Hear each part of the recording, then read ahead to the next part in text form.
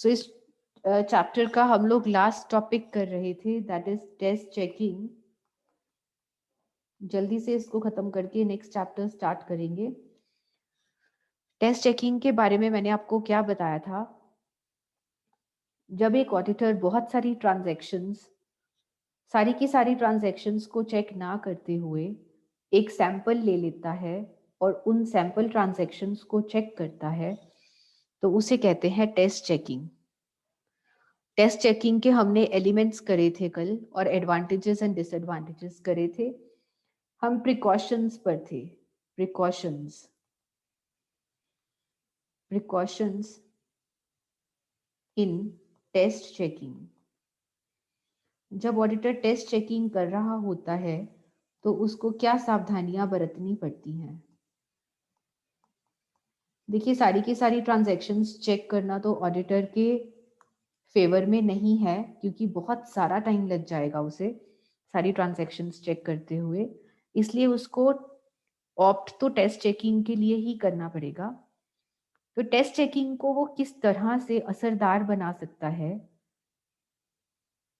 ये सावधानियां बरतकर। First of all, select representative entries.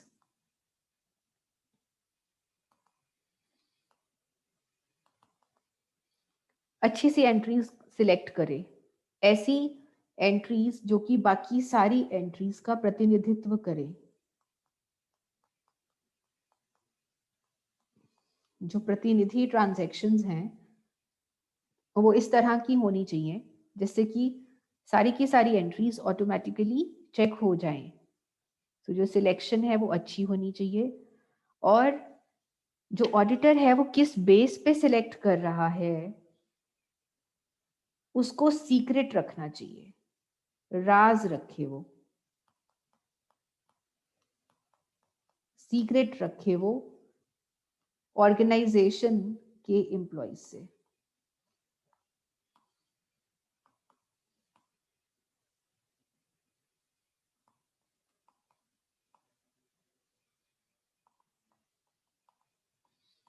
मान लीजिए कि आपकी क्लास में, this is BCom 5th sem की ऑडिटिंग की क्लास है ये, और इस क्लास में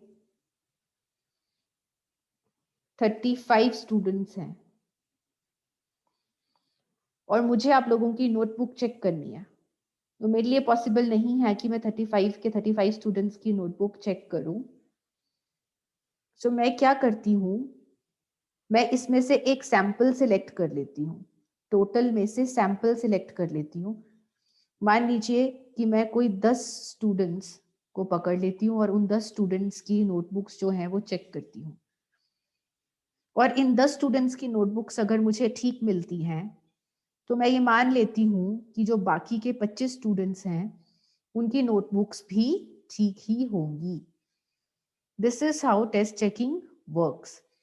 तो ये जो सैंपल मैंने लेना है 10 स्टूडेंट्स का, ये मुझे आप लोगों से राज रखना है कि मैं किस बेस पर सैंपल लूंगी।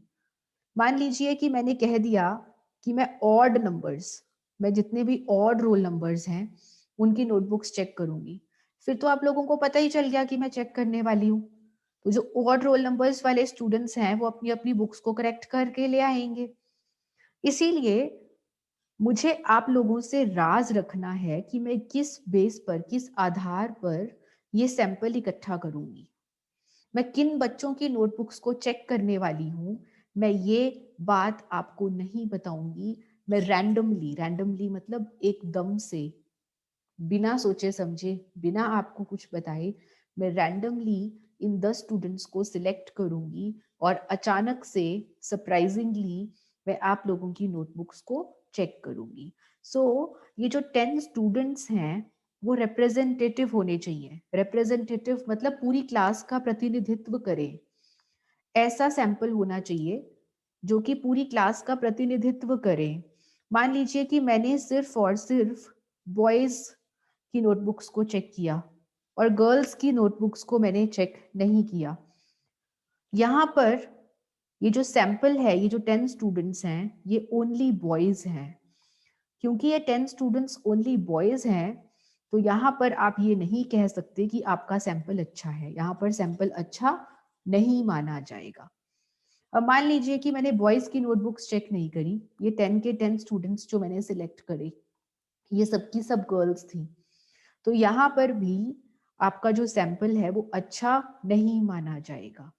सो आपको सैंपल इस तरीके से सिलेक्ट करना है जो सैंपल बाकी सारी ट्रांजैक्शंस का प्रतिनिधित्व करे। So this is one example जो कि मैंने आप लोगों के साथ रिलेट किया ताकि आप इस चीज को समझ सके कि जब ऑडिटर 100 ट्रांजैक्शंस में से अगर वो 10 ट्रांजैक्शंस उठाना चाहता है, तो वो 10 ट्रांजैक्शंस ऐसी होनी चाहिए जो कि की पूरी 100 ट्रांजैक्शंस का प्रतिनिधित्व करें। और वो किस आधार पर वो ट्रांजैक्शंस को चुनेगा, वो आधार उसे ऑर्गेनाइजेशन के एम्प्लॉइज को नहीं बताना, वरना वो अलर्ट हो जाएंगे और जो आपकी टेस्ट चेकिंग है वो असरदार नहीं रहेगी। उसको राज रखना है। Second, each employee's work should be subject to test. Each employee's work should be subject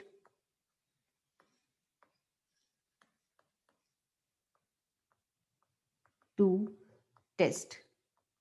her employee का काम टेस्ट होना चाहिए।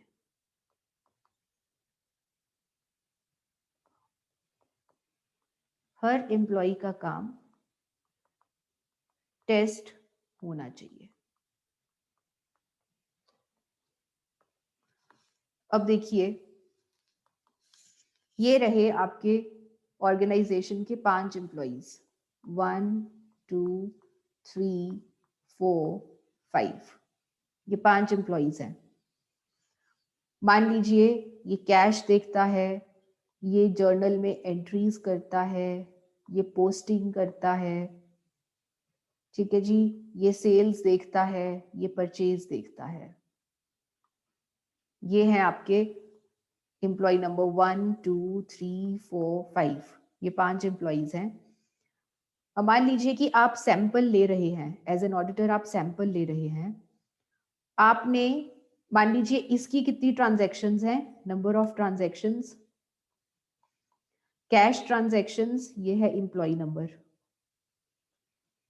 मान लीजिए कि जो कैश ट्रांजैक्शंस हैं वो 100, एंट्रीज हैं 200, पोस्टिंग का काम भी 200 का है, सेल्स की ट्रांजैक्शंस हैं 300 और परचेज की ट्रांजैक्शंस हैं 400, और आपकी जो टोटल एंट्रीज हैं वो 800 है मान लीजिए, ठीक है जी। तो आपने क्या किया, आपने ये पोस्टिंग का काम चेक कर लिया, ये उठा लिया, इसमें से आपने सैंपल ले लिया 100 ट्रांजैक्शंस का, और इसमें से आपने सैंपल ले लिया 200 ट्रांजैक्शंस का, और आपने यहां से कोई सैंपल नहीं लिया, ना यहां से लिया ना यहां से लिया, ठीक है जी। तो यहां पर क्या हुआ कि जो एम्प्लॉय 1 2 एंड 4 हैं, इनका काम चेक नहीं हो पाया। एम्प्लॉय 1 2 एंड 4 का काम चेक नहीं हो पाया। सिंस ये 3 एम्प्लॉइज रह गए, इनका काम चेक नहीं हो पाया, तो यहाँ पे जो टेस्ट चेकिंग है वो अच्छी नहीं है। टेस्ट चेकिंग नॉट गुड, क्योंकि यहाँ पे सभी एम्प्लॉइज का काम चेक नहीं हो पाया। सो जब आप सैंपल सिलेक्ट करें तो आप इस बात का ध्यान रखें कि प्रत्येक एम्प्लॉई का काम आप चेक करें। हर एम्प्लॉई की ट्रांजैक्शंस में से कुछ ट्रांजैक्शंस को चेक करना अनिवार्य है, तभी आपकी टेस्ट चेकिंग असरदार मानी जाएगी। और क्या सावधानियां बरतनी है, selection of entries of different periods. भाई अलग अलग पीरियड्स की एंट्रीज चेक करिए। अब देखिए, जनवरी, फरवरी, मार्च, अप्रैल, मई, जून, जुलाई, अगस्त, सितंबर, अक्टूबर, नवंबर, दिसंबर। जब आप एंट्रीज पिक करें तो आप हर मंथ की एंट्रीज पिक करें, कुछ ना कुछ एंट्रीज यहाँ से पिक करें, कुछ यहाँ से पिक करें, कुछ यहाँ से, कुछ यहाँ से, कुछ यहाँ से, कुछ यहाँ से पिक करें। तो अलग अलग पीरियड्स की एंट्रीज चेक करें। अगर मान लीजिए कि आपने सिर्फ और सिर्फ फरवरी की एंट्रीज चेक करी हैं और बाकी मंथ्स की एंट्रीज चेक नहीं करी, तो आपकी टेस्ट चेकिंग असरदार नहीं मानी जाएगी। क्या पता फरवरी में कोई फ्रॉड हुआ ही ना हो, फ्रॉड ही उन पीरियड्स में हुआ हो जिन पीरियड्स को आप ऑडिट नहीं कर रहे। ठीक है ना? तो टेस्ट चेकिंग करते हुए आप इस बात का ध्यान दीजिए कि जब भी आप सैंपल सिलेक्ट करें तो आप अलग अलग पीरियड्स का सैंपल जो है वो पिक करें। Next is thorough checking. What do you mean by thorough? Thorough means पूरी चेकिंग, पूरी चेकिंग। अब पूरी चेकिंग का मतलब क्या है कि हर तरह की बुक्स को चेक करें।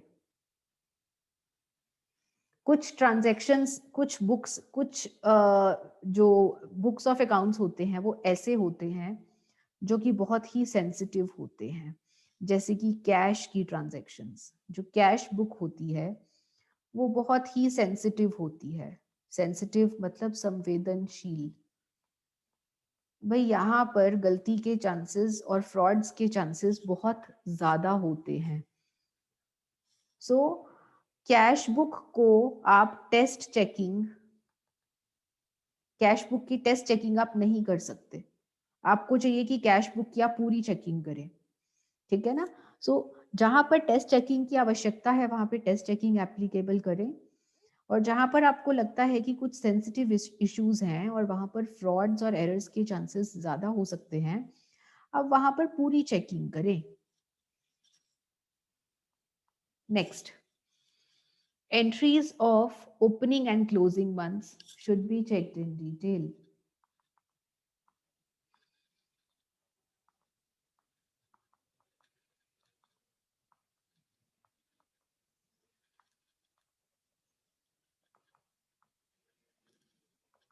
हाँ जी, ओपनिंग मंथ कौन सा होता है? Come on in the chat box.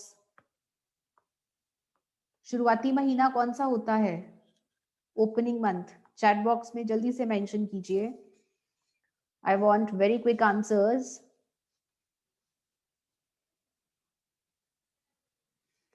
Payal April, Mohit April, great. April is the closing month, opening month.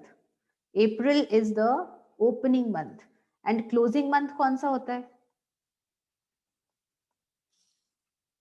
Closing month कौन सा होता है? संजना, गुड बेटा। Rishabh March, Sanjana March, Mohit March, Rashmi March. Yes, March is the closing month. So ये जो opening month है और closing month है, इनको, इनकी एंट्रीज को आप डिटेल में चेक करें, इनकी आप विस्तृत जांच करें। यहाँ पर आप टेस्ट चेकिंग अप्लाई ना करें, यहाँ पर आप विस्तृत जांच करें। ऐसा क्यों, क्यों होता है ऐसा? ओपनिंग एंड क्लोजिंग मंथ्स की एंट्रीज को डिटेल में चेक करना जरूरी क्यों होता है? वाई? इसीलिए क्योंकि ओपनिंग और क्लोजिंग मंथ्स में सबसे ज्यादा एडजस्टमेंट एंट्रीज होती हैं।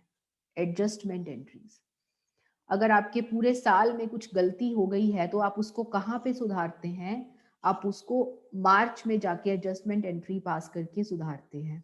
एडजस्टमेंट एंट्री मतलब क्या होता है? जिस एंट्री से आप कोई करेक्शन कर सकें, कुछ गलती हो गई है आपके अकाउंट्स में तो आप उसको ठीक करते हैं एडजस्टमेंट एंट्री पास करके। सो जो ओपनिंग एंड क्लोजिंग मंथ्स होते हैं, यहाँ पर सबसे ज्यादा एडजस्टमेंट एंट्रीज पास होती हैं। यहाँ पे सबसे ज्यादा हेर फेर की जाती है अकाउंट्स के साथ, सबसे ज्यादा छेड़छाड़ यहीं पर करी जाती है।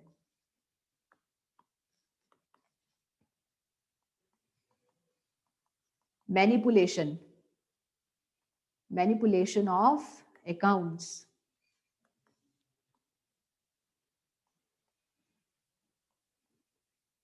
इन 2 मंथ्स में करी जाती है, इसीलिए इन दोनों मंथ्स की एंट्रीज को डिटेल में चेक करना जरूरी हो जाता है। And last is random selection. Tell me in the chat box, what do you mean by random? Random का मतलब क्या होता है?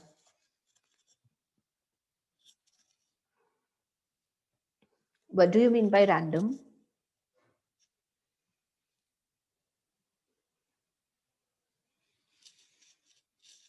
बेटा रैंडम मीन्स एकदम से या फिर बिना सोचे समझे। आप जब कुछ काम करते हैं तो आप उसे कहते हैं रैंडम। एंड सिलेक्शन मीन्स चुनाव। जब भी आप एंट्रीज का चुनाव करो तो बिना सोचे समझे रैंडमली करो। जैसे कि यहाँ पर मैंने आपको स्टूडेंट्स वाला केस बताया था कि 35 स्टूडेंट्स में से मुझे 10 स्टूडेंट्स का चुनाव करना है, तो ये चुनाव मुझे एकदम से करना है, रैंडमली, मुझे कोई क्राइटेरिया नहीं बनाना। सो जब भी आप एंट्रीज को सिलेक्ट करें टेस्ट चेकिंग के लिए तो आप रैंडम सिलेक्शन करें, तो आपका सैंपल अच्छा माना जाएगा। So these are some precautions, सावधानियां जो आपको टेस्ट चेकिंग करते हुए अपनानी है, जिससे कि आपकी जो जिम्मेदारी है वो कम हो जाए। जो आपकी जिम्मेदारी है वो तो कम नहीं होगी, लेकिन आपका जो काम है वो असरदार बन जाएगा। आपकी जो गलती के चांसेस हैं वो कम हो जाएंगे। ठीक है जी। सो फर्स्ट ऑफ ऑल क्या है कि आपको जो एंट्री सिलेक्ट करनी है वो पूरी जो टोटल ट्रांजैक्शंस हैं उनका प्रतिनिधित्व करे। हर एम्प्लॉय का काम आपको चेक करना है। सो कोई एम्प्लॉय ऐसा नहीं रह जाना चाहिए जिसका काम आप चेक ना कर पाए। आपको जो एंट्रीज पिक करनी है वो डिफरेंट पीरियड्स में से पिक करनी है। आप किसी एक पीरियड में से, किसी एक मंथ में से सारी की सारी एंट्रीज चेक नहीं कर सकते। अलग अलग महीनों की एंट्रीज को चेक कीजिए।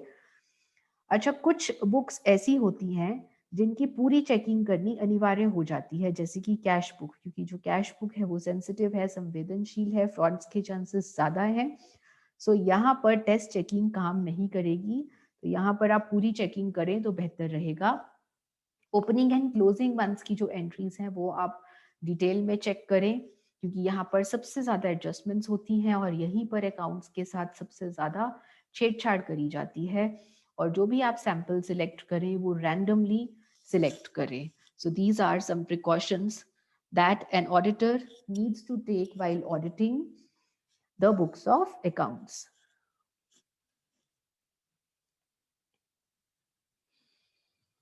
So with this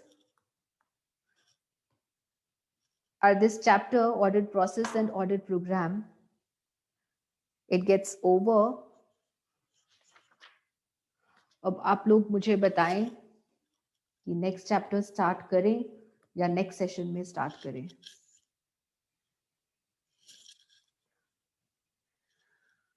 हाँ जी, in the chat box,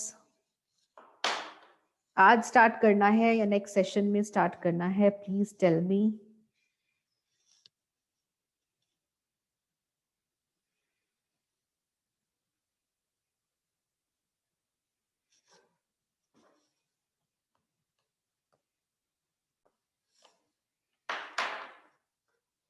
In the next session, Sanjana says in the next session. Okay, so we'll start with a new chapter, chapter 5, internal control, internal check and internal audit, जो कि एक बहुत important chapter है examination point of view से। लेकिन हम start करेंगे in the next session, that is in lecture 32.